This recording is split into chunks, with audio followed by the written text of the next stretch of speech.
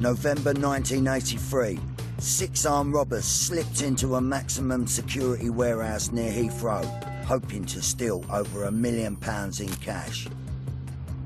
I thought to myself, well, you know, are they going to just take the goods and go, or are they going to kill us at the same time? They poured the petrol down over my chest, and I was told in no uncertain terms, if the alarms went off or the police turned up, they'd put a match to me and put a bullet through the back of my head. What they got away with was gold bullion worth a staggering 26 million. But how did they do it? This is the brutal story of the Brinks bullion heist and the hunt for the missing gold.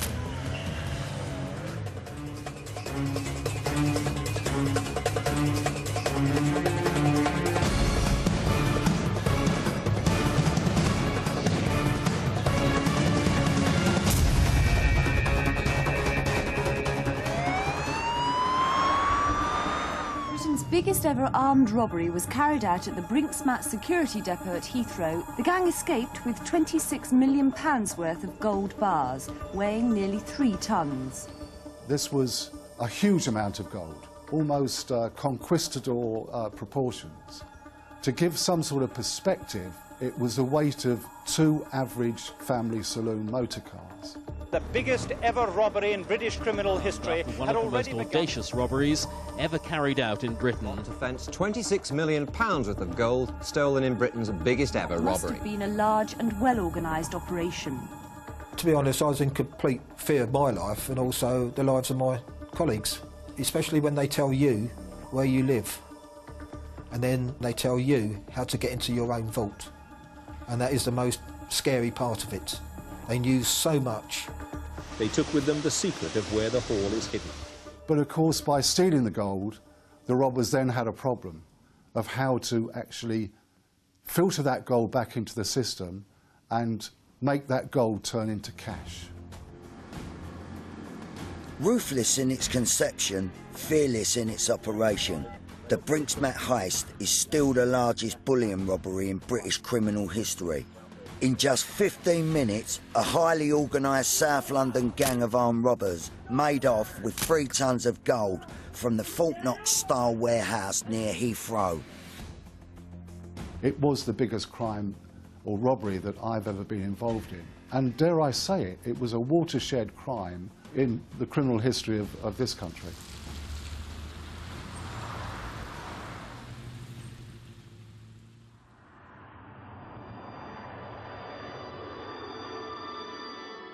Saturday morning in November 1983, the start of the early morning shift at the Brinks warehouse. Security supervisor Mike Scouse had to wait until precisely 6:30 AM to open the doors to his team of security guards. Robin Risley, Richard Holliday, Peter Bentley and Ron Clark. Being based at Heathrow Airport, we handled a lot more high-value goods. We handled banknotes, we also handled diamonds, gold bars, precious metals, and anything of high value. Every day was different. Some days it was pennies, other day it was millions. When you pick up, say, £5 million, it doesn't register as £5 million. To be honest, you didn't worry about the value. You worried more about the pound in your back pocket, because the pound in your back pocket belonged to you. Once in, the security guards went about their normal duties. One of the lads was making the tea, as per usual, and the others were getting their bits and pieces together, security equipment, etc. We then got the various books out and the keys, and we started to discuss what was going on. We're going through the airway bills and sort of just doing a rough calculation, and we realised there was an awful lot of gold to be moved that morning. And the vehicle that had been allocated couldn't really take the weight, it was just over 3 tonne. The gold had been delivered to the warehouse in 76 stacked boxes on pallets shortly after the security guards had clocked off work the night before. It was a staggering amount they were expected to handle that day. The doorbell went at about 20 to 7, so I then went downstairs and saw Tony Black outside. He was on his own, so I opened up the door. Not for the first time, a 5th member of security, Tony Black, arrived 10 minutes late. He looked a little bit dishevelled, like he'd just got out of bed. His timekeeping wasn't one of the best. No sooner he was upstairs, he said, "Oh, his son dying to go to the loo. I'm going downstairs." I'm going downstairs. As Mike Scouse busied himself in the radio room trying to figure out how best to transport the gold to the airport, the other security guards were gearing themselves up for the task ahead, but they were all about to have their peace shattered. Tony Black joined me. He was rolling a cigarette. And all of a sudden there's an almighty commotion going on. Next thing, this voice said, "On the floor." And I looked round, and there was a guy with a trilby hat on, with a gun. And I thought, well, what the hell are you doing here? And a hood or bag was placed over the head. I was then asked to put the hands behind the back, and handcuffs were put on quite hard. And then I just laid there. I could hear these tables and chairs being kicked over, and then I just turned round and there's this man running at me with a ski-type balaclava mask on, holding a semi-automatic pistol in his hand. He was yelling at me in no uncertain terms to get down on the floor. And that's when I looked at Tony Black and I just said, "Who the blankety blank's he?" Then next minute, we're both on the floor. I'm handcuffed, hooded, got a good kicking as well. Robin Risley was also getting a similar treatment, but why had the gang singled these two out? Brinks Mat was no ordinary warehouse. It was one of the most secure buildings in Britain, containing 3 of the world's toughest safes. To get to them once inside the warehouse, it was necessary to pass through a locked and alarm vault door using 2 sets of keys and combination numbers, and then through a gate. Once inside the vault, the safes could only be opened by a further set of keys and combination numbers. The building was protected by several alarm systems. No single employee of Brinks Mat knew which keys and which combination of numbers deactivated all the doors or alarm systems. But these robbers knew exactly who they needed to get to the cash. I think I was able to get my combination to work. Robin wasn't. He gave me his combination and I still couldn't get it off, so then he was forced to do it. They then sat me on a metal box and one man forcibly holding me down with a gun in my ear. You could hear sort of muffled voices downstairs, but again I assumed that it must have been Michael and Robin with the robbers, because they're the 2 most important people in the depot on that morning. I didn't really know what was going on. The codes were changed regularly and without warning, so Scouse and Risley were often required to memorise their half of new combination numbers. Well, inside the vaults we'd got 3 smaller safes. They had a combination number and a key. I had the key and Robin had the combinations, but they'd only just recently been changed and he couldn't remember them. So I could hear matches being struck because Robin had also got petrol on him and I'm sitting soaked in petrol myself. With their patience at breaking point, the robbers were unaware of the huge fortune sat right before their very eyes in the 76 stacked boxes. Instead, they were intent on the 3 large safes containing over £1 million in cash. But Risley was in a panic and simply couldn't remember the combination. I was trying to defuse the situation, so I called out, "Leave me alone, it's like that during the week." With that comment, I was told to have him well shut up, and I was forced back on the metal box and the gun was forcibly put into my ear, and I was told, "Shut up and stay there." The robbers were getting angrier. Things were just not going according to plan. At that point, they looked around to see what else they could take. But the robbers were about to commit a crime that would rewrite British criminal history.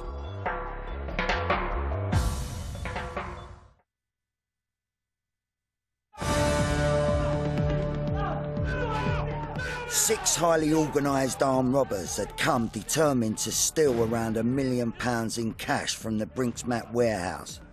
Instead, they were about to commit the biggest bullion robbery in British history. They knew so much. To be honest, I could have written down the combination numbers, given them the keys, and sat upstairs and had a cup of tea. They told me how to get into my own vault. They were very well practiced in what they did. It was a military-type operation, driven by adrenaline and armed as well. The criminal world in London in the 80s was highly organised.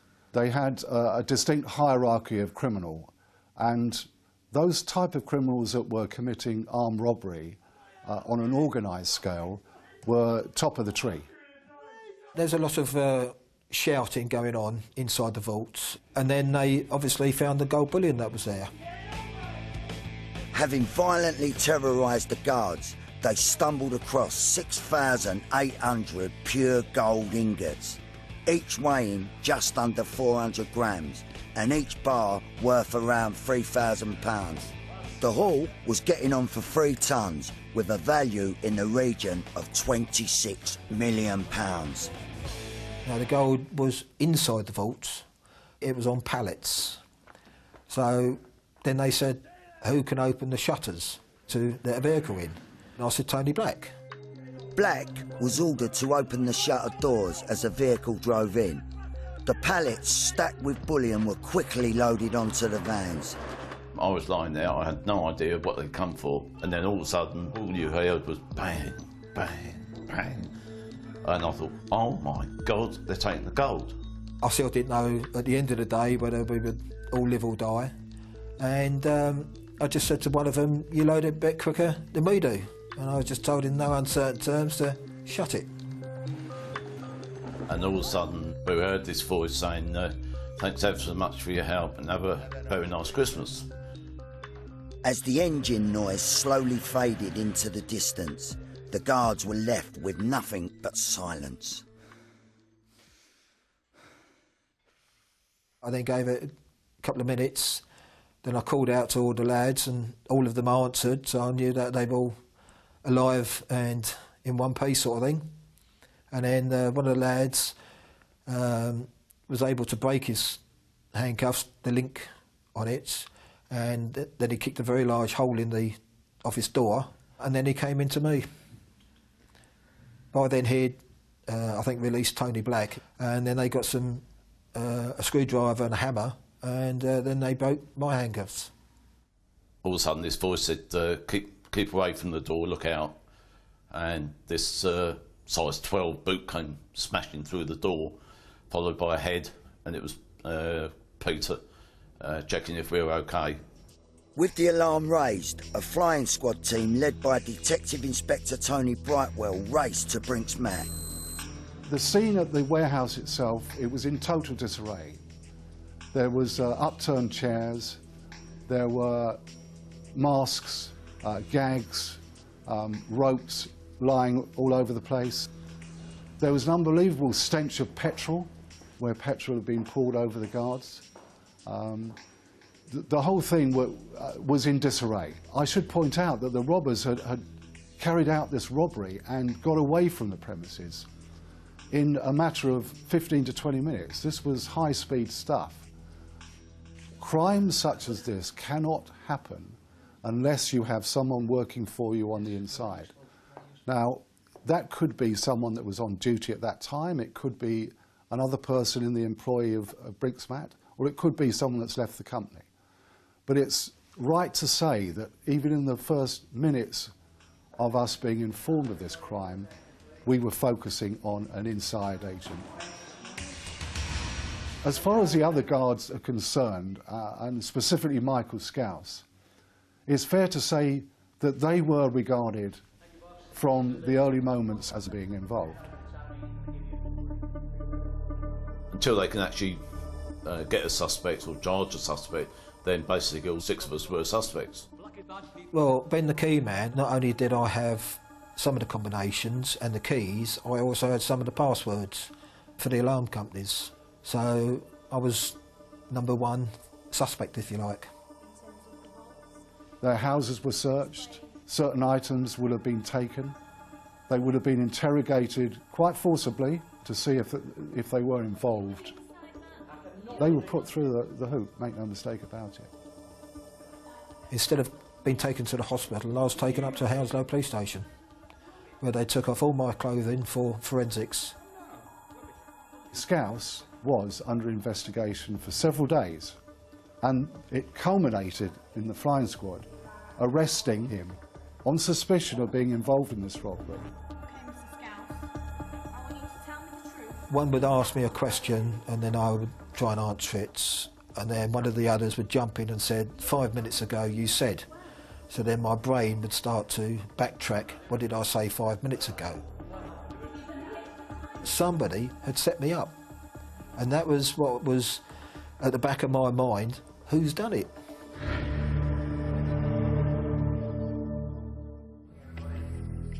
Just as it was looking like Scouse was in the frame, another man had now come to the attention of the police.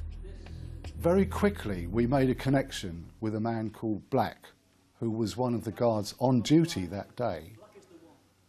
His sister was living with and was the common law wife of a man called Robinson, who was very high up in the criminal underworld of South London, was a suspected armed robber, was an organised criminal of high standing. But the police needed evidence to prove Tony Black was the inside man. We decided to reconstruct the events, getting each guard in turn to go through their story, but without being able to collaborate with their colleagues. There were numerous flaws in Tony Black's story, that he was claiming to have seen things taking place which he could not possibly have done so. Now, whilst filming this, we, unknown to Black, went through his jacket, which he'd hung over a chair, and removed a personal diary. And we photocopied this diary. This was to become important later. I was assigned to actually interview Black concerning his activities or his involvement on that particular morning, the sequence of events as we built up to the actual golden question, if you like, which was, how often do you see your brother-in-law, Brian Robinson? And at that stage, we introduced his diary, which at that time was totally different to what it had been 2 or 3 days beforehand. Black had tried to disguise his involvement by falsifying his diary entries, but the police were onto him. The cracks were beginning to show as he was made to stew in his cell, but would he tell the truth? Meanwhile, news of the heist had already made headlines around the world. The story shook the global gold market. The hunt for the missing bullion was well underway, but would the gold disappear without a trace?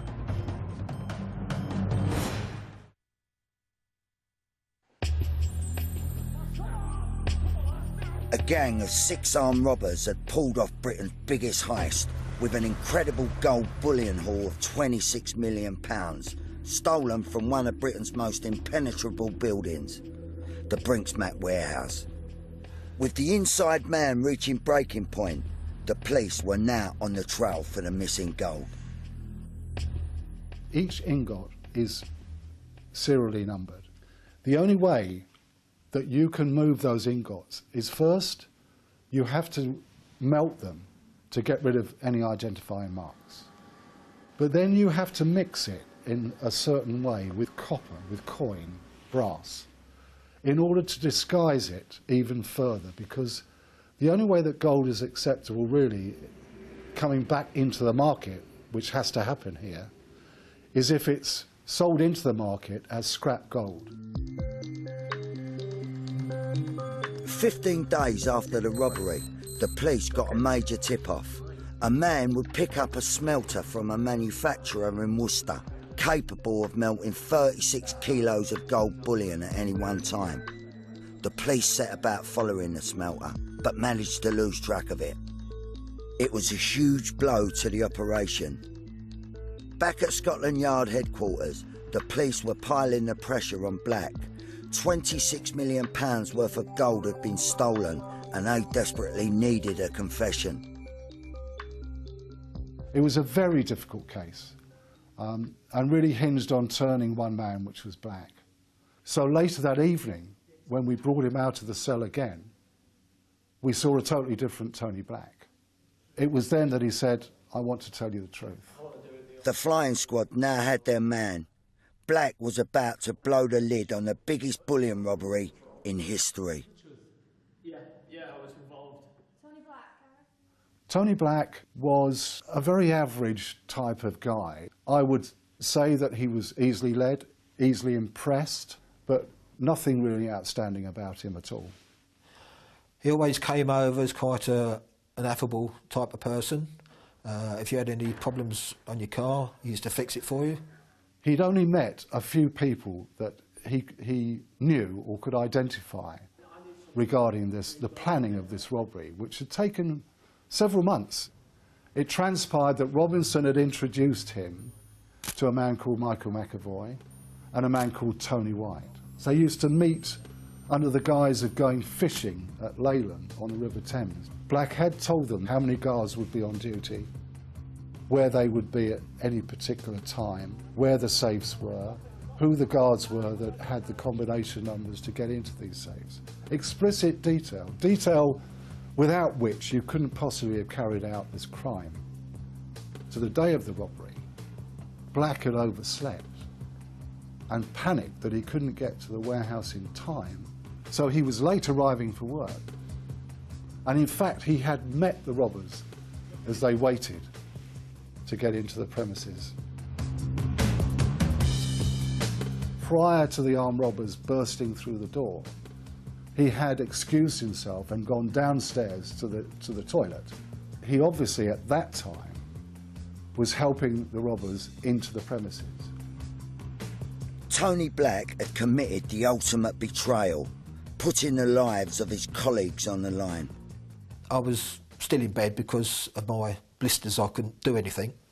And I was out of bed, television on, and I sat there and I shook and I shook and I shook. I was absolutely shocked. The legs went. I managed to stand upright. I don't know how, but I managed to stay upright. And looking back now, I felt sick at that time, more sick than I did on the day of the robbery.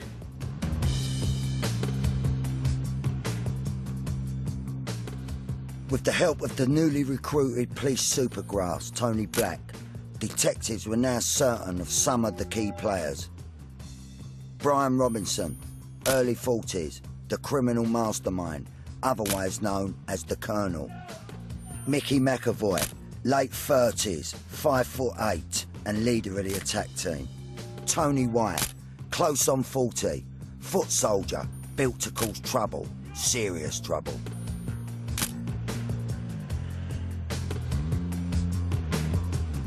This was a highly organised gang, or gangs that were carrying out these robberies. They were all known to each other.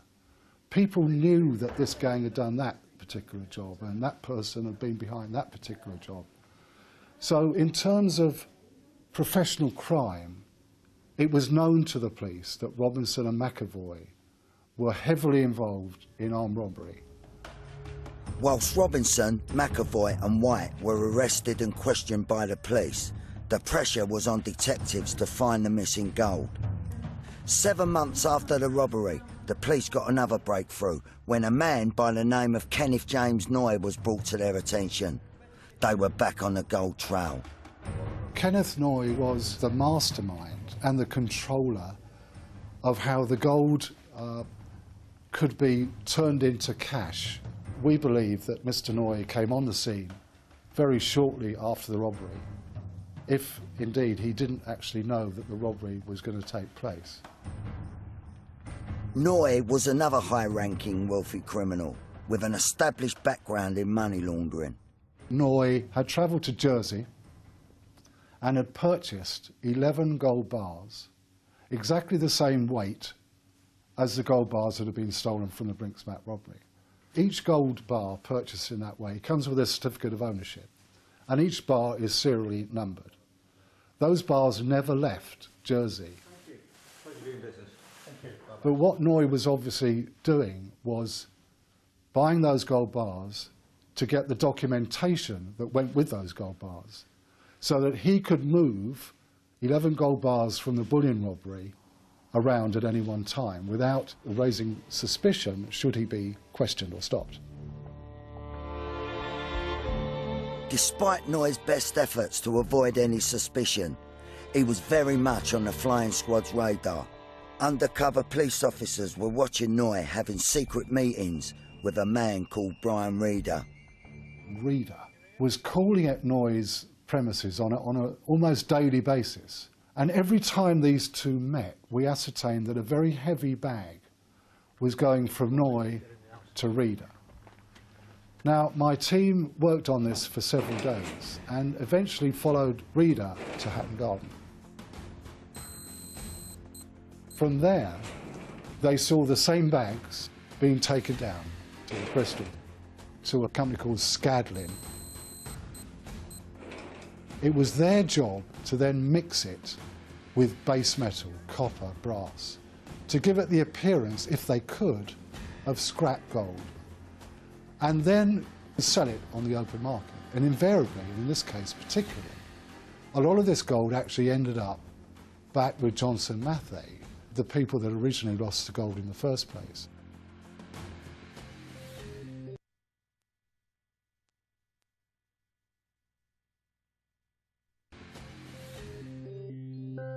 Ironically, the gold was being sold back to the company it had been stolen from. Now the police investigation needed to find out how the gold was reaching Noy. Was it coming from one or more sources, or did Noy already have all the gold? With Tony Black now on board as a police supergrass, they lent on him to reveal more. We asked him, where would the gold have gone to? Had you met any of the robbers in between us arresting you a week later and the robbery itself? And he said no, and I believed him. It was counterproductive for the robbers to actually meet him after the event. They wouldn't necessarily tell him where they'd stashed the gold. Instead, Black's first test as a police supergrass was to come in the form of an ID parade. Black would have to go and touch the likes of McAvoy on the shoulder and identify him as being involved in the Brinks robbery. And as Black approached him to touch him on the shoulder, he hit Black full in the face. Now that was intimidation, but thankfully Black came through that. Black then went on to identify Robinson and White in separate lineups. Black was sent to trial at the Old Bailey. He was sentenced to 6 years in prison for his part in the Brinks heist. He then testified 8 months later along with Mike Scouse against Robinson, McAvoy and White, who had pleaded not guilty at the Old Bailey for the armed robbery of Brinks Matt. It was very tense in there. They were only a few feet away. They were surrounded by police officers and prison officers. I think they were trying to stare me out. The jury found Robinson and McAvoy guilty, sentencing each of them to 25 years in prison. I was quite pleased that they got a long sentence because the amount of violence and what they were capable of to myself and to the rest of the crew, they got what they deserved, to be honest. But the jury weren't convinced of Tony White's involvement. Tony White was acquitted by a hair's whisker.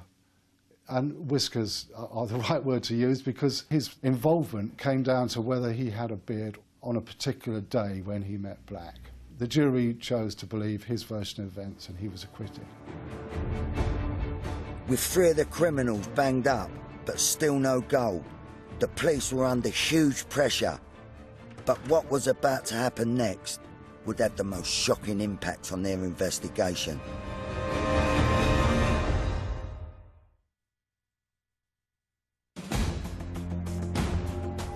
After the conviction of gang leaders Robinson, McAvoy and Supergrass Tony Black, Scotland Yard detectives desperately needed to track the missing gold. They had already established that from Kenneth Noy's house in West Kingsdown, Kent, Brian Reeder was collecting the gold and delivering it to a small office in Hatton Gardens, London. From there, the gold was being transported down to Bedminster, near Bristol, to a small bullion company called Scadlin, where it was bought, smelted and resold back to the open market as scrap gold. Now, a huge amount of cash, obviously, would be generated by disposing of this amount of gold. Scadlin, obviously, would have to pay for this gold. And they were a very small operation in a very small suburb/village on the outskirts of Bristol. In a 6-month period between August 1984 and January 1985, Scadlin had disposed of a staggering £13 million in gold. They'd risen from the verge of bankruptcy to one of the primary dealers outside the main Johnson Matthey in scrap gold. So this was a huge amount of business running through this very small company, because Scadlin have to pay for this gold. And the money then goes back to Noy and is disseminated to the various interested parties and criminals whose gold it belongs to. Now, in order to do that, they relied on a very small bank, a local bank, a branch bank, and this bank had to generate large amounts of cash on almost a daily basis. So in order to assist this or facilitate this, the bank had to send to London to get vast or large injections of cash to their operation in Bedminster, Bristol. We found out that a lot of this money was brand new £50 notes. The A24 series of brand new £50 notes. Knowing these £50 notes were directly linked to the gold, all the police had to do now was to determine how the gold was reaching Noy in the first place. A decision was taken in the higher echelons of Scotland Yard to insert officers into Noy's premises to discover if Noy had any other gold buried or hidden in his grounds or on his premises. We had to enlist the help of rural SAS-trained officers. Detective Constables Neil Murphy and John Fordham were put on the operation. John and myself arrived about 5 p.m, got ourselves ready to spend a whole night at the property, if necessary. We were expecting Reeder to arrive at Noy's house that night. We were expected to witness the handover of gold. And we were given the signal to enter the property. We're over the wall and into the property, John and myself together, and as trained, moving slowly through the garden up towards the property. And when we just about got to the sort of area we'd want to be, where we could observe the cars and perhaps the doors, we were surprised by the dogs.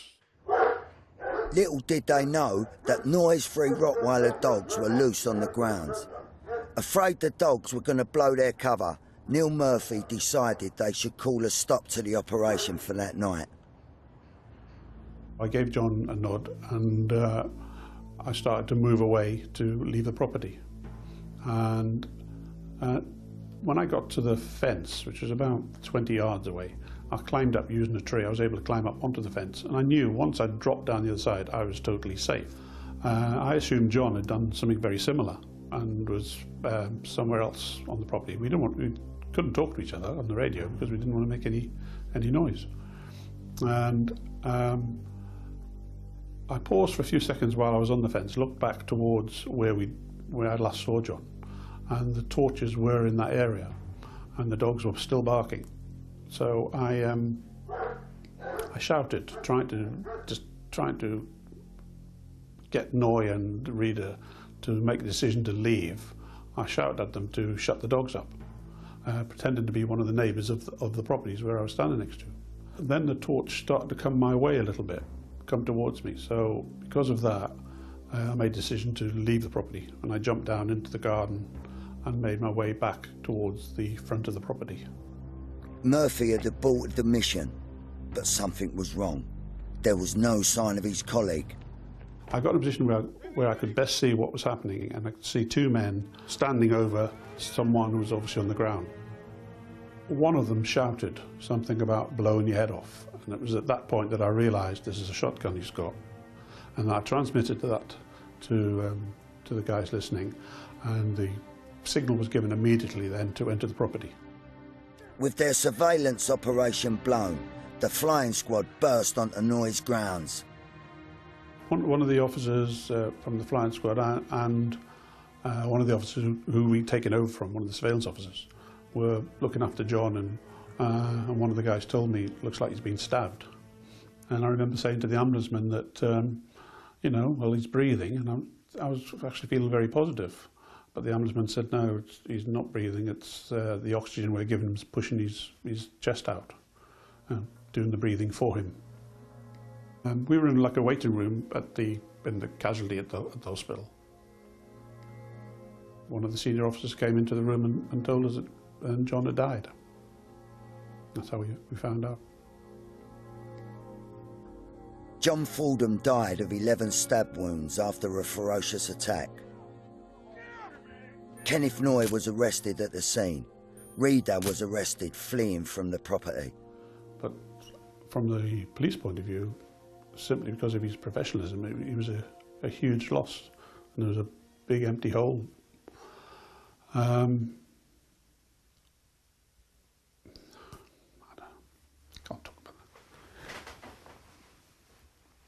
I mean, everyone was obviously devastated at the death of DC Fordham, and the whole inquiry, if you like, had been turned on its head as a result.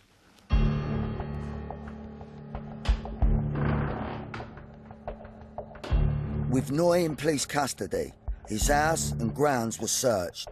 10 hours later, an officer found the evidence they really needed to link Noy to the Brinks bullion. We did find 11 gold bars on the doorstep, pure gold that had been obviously melted and recast prior to them going to Bristol. At the time, the 11 gold bars were worth around £100,000. What was left was to now take action against all the people that we knew were involved in disposing of our gold. Within 24 hours, various premises in the Bristol area, in London, were raided by hundreds of officers who came in to assist at that particular time, and we had to secure what evidence was left to us. But significantly, very significantly, the one pieces of evidence that we did find were A24 series £50 notes, which we knew had come from Scadlin. With Noy's property raided and the gold and £50 notes found on his premises, D.I. Brightwell turned his attention to questioning Noy. Immediately, Noy engaged me in a Masonic hand signal, and I recognised this, and I looked at him and thought immediately to myself that here is a man that's trying to ingratiate himself with me, thinks that I'll be able to help him, and is obviously looking to do business, as it were. In ordinary circumstances, if John Fordham had not been killed, I would have been delighted to talk to this guy, to do a deal, as it were, with him, because he knew where the gold was coming from. But I knew, because a copper had been killed, that there was no way that this could happen. And as soon as he learnt of my feelings on that, he really showed a different side of himself, but I could see the aggression building in him. With no deal struck, the police found it almost impossible to get any more information on the gold trail. 10 months later, Noy stood trial at the Old Bailey for the murder of DC John Fordham. I knew that Noy had probably one of the best criminal barristers that I've ever come up against in my time in the police. I understand that the jury were taken down a Hollywood cottage at night to replicate these conditions, and basically put the question to them, how would you react if you'd have confronted someone, as John Fordham was, dressed in black, blacked out face, in the middle of the night? How would you have reacted? Would you have acted in self-defence? And the jury chose to go down that route where they agreed it was self-defence and acquitted him of murder. John Fordham, when all said and done, was unarmed. As I've always said, the 11 stab wounds is not self-defence. That's a frenzied attack. It was a confident Noy who strolled back into the Old Bailey 5 months after his acquittal for the murder of John Fordham. This time he was facing charges for handling the Brinks bullion and a second charge of conspiracy to evade VAT. Would Noy be able to walk free this time? First and foremost, we have to convince the jury that this gold is from the Brinks robbery. And we do that by proving that it's fine gold, i.e. the 4 nines gold, 99.99% gold. Now, once you've done that, you're halfway there to proving circumstantially that this gold, although the numbers had been obliterated from it and any identifying mark taken off it, must have come from the bullion robbery. But the real clincher for me was the A24 series notes, because after his arrest, it gave us time to look at the accumulated wealth of people like Noy and other associates. They all linked together through these A24 series notes. The jury found Kenneth Noy guilty, both of conspiracy to handle Brinks gold and VAT fraud. He was sentenced to 14 years in prison. The only saving grace through the whole thing was the fact that he was convicted of handling the gold. I think if he'd walked free from court on that, hadn't killed John, that would have been devastating. When I was told that he'd been convicted of handling the gold at least and got the maximum sentence, 14 years, I was delighted to hear that. In fact, I was shaking, just shaking with, trembling with excitement that at last he had his comeuppance and he was going away. Scadlin boss Garth Chappell was sentenced to 10 years, whilst Brian Reeder was jailed for 9. But despite years of police work, the greatest unanswered question of the heist still remains. What happened to the rest of the gold? We knew that the chances of us ever recovering any more gold were minimal, because our lines of inquiry regarding gold and how it was getting to Noy's house unfortunately had died with John Fordham, and there was no way that we could reconstitute that investigation. The route would now be dead and buried. The gold may have gone, but for those involved, the scars still remain. The only place I ever imagined that I would be involved in a robbery would be outside doing what we would call a bank move. I never once imagined a robbery would take place at the depot. Well, I say that was my second. I had another 2 after that. Then in the end, I thought it was time to get out before I was carried out feet first. You sit there and you look around people and you think, even after the robbery, I mean, the guys that were here then, you look around them and you think, can I trust you? Yeah. As far as I'm concerned, Tony Black is a scum of the earth for what he did to myself and to my colleagues, but also our families. And I hope he rots in hell. The only thoughts I have are for John's family. I think of them quite a lot and how they've missed all the years that they haven't had with him. As far as recovery of the gold was concerned, the 11 gold bars found at Kenneth Noy's house was the only gold ever recovered from the bullion robbery. Now that's 11 gold bars out of 6,800 gold bars. 13 million of gold was disposed of. But that's only half. So it's pure conjecture what happened to the other half. A few say large amounts of bullion were flown out of the UK. Others think the bulk of it is still hidden in Britain.